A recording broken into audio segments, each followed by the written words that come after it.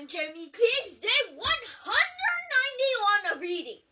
Today we're reading Harry Potter and the Prisoner of Azkaban. Let's get started. We're on page 365.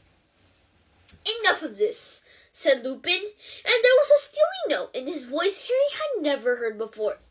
There's one certain way to prove what really happened. Ron, give me that rat. What are you going to do with him if I give him to you? Ron asked Lupin tensely. Force him to show himself, said Lupin. If he really is a rat, it won't hurt him.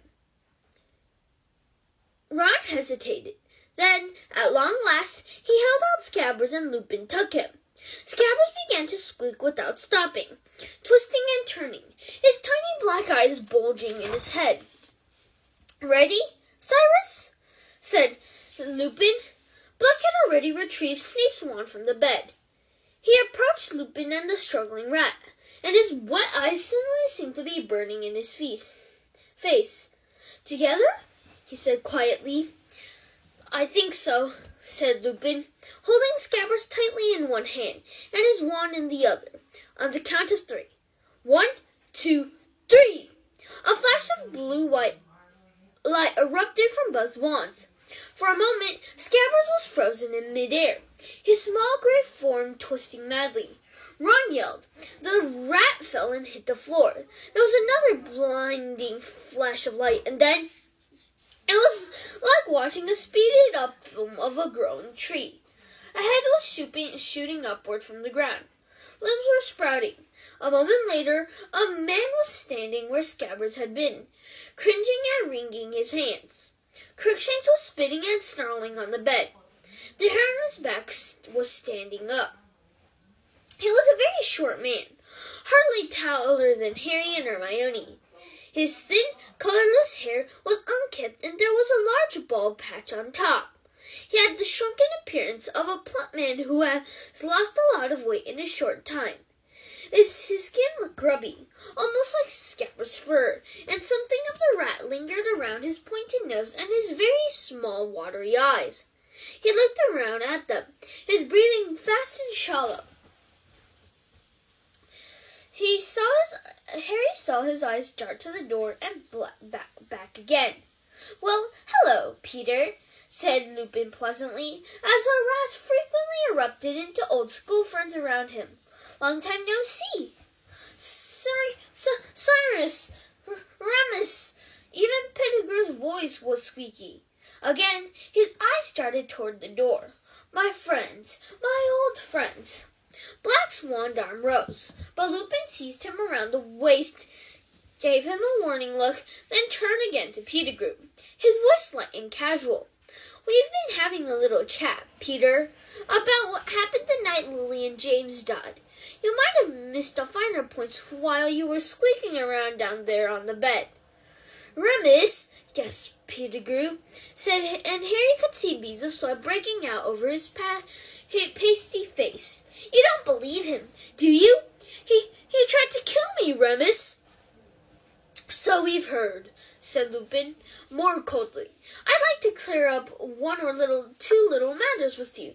Peter, if you'd be so, he's come to try and kill me again. Pettigrew squeaked suddenly, pointing at Black, and Harry saw that he used his middle finger because his index was missing. He killed Lily and James, and now he's going to kill me too.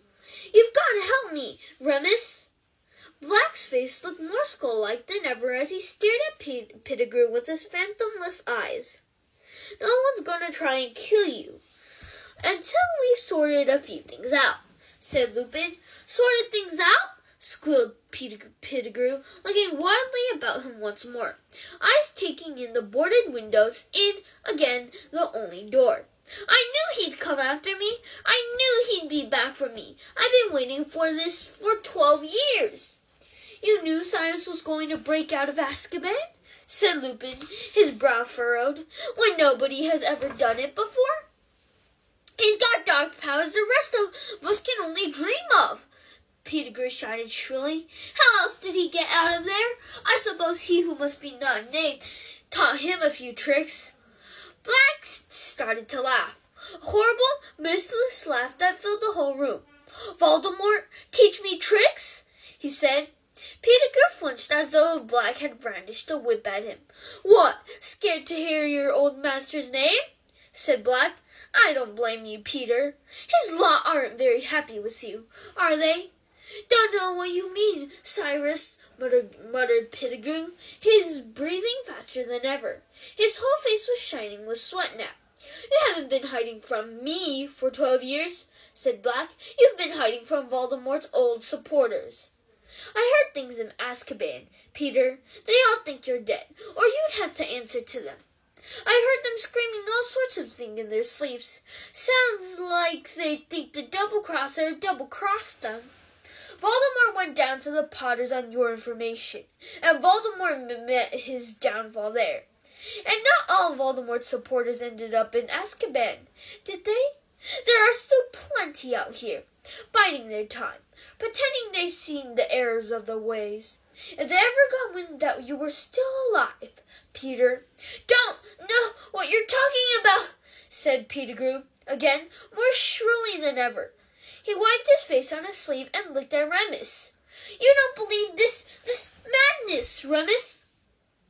"I must admit, Peter, I have difficulty understanding why an innocent man would want to spend 12 years as a rat," said Lupin evenly. "Innocent, but scared," squealed Pettigrew. "If Voldemort's supporters were after me, it was because I put one of their best men in Azkaban. The spy, Sirius Black." Black's face contorted.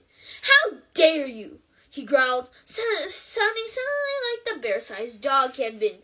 "I, a spy for Voldemort? When did I ever sneak around people who were stronger and more powerful than myself? But you, Peter, I'll never understand why I didn't see you were a spy from the start. You always liked to big friends who'd look after you, didn't you? It used to be us, me and Remus and James." Pettigrew wiped his face again. He was almost panting for breath. "Me? A spy? Must be out of your mind. Never. Don't know how you can say such a— Lily and James only made you secret keeper because I suggested it," Black hissed, so venomously that Pettigrew took a step backward. "I thought it was the perfect plan. A bluff. Voldemort would be sure to come after me. Would never dream they'd use a weak, talentless thing like you. It must have been the finest moment of your miserable life, telling Voldemort you could hand him the Potters." Pettigrew was muttering distractedly. Harry caught words like far-fetched and lunacy, but he couldn't help paying more attention to the ashen color of Pettigrew's face and the ways his eyes continued to dart toward the windows and doors. "Professor Lupin," said Hermione timidly, Can I say something?" "Certainly, Hermione," said Lupin courteously. "Well, Scabbers, this man, he's been sleeping in Harry's dormitory for 3 years. If he's working for you-know-who, how come he never tried to hurt Harry before now?" "There!" said Pettigrew shrilly, pointing at Ron with his main hand.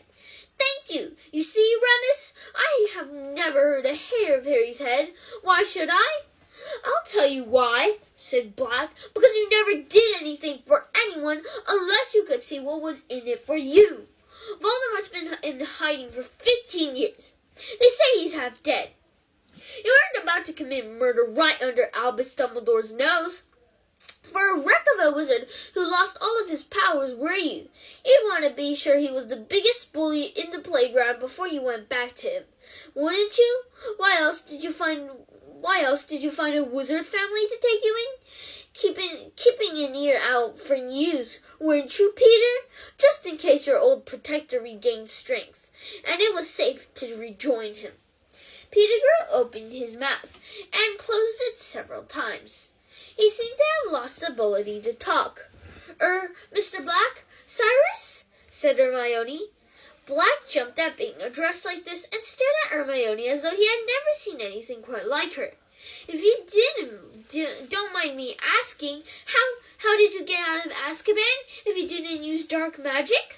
"Thank you," gasped Pettigrew, nodding frantically at her. "Exactly. Precisely what I—" But Lupin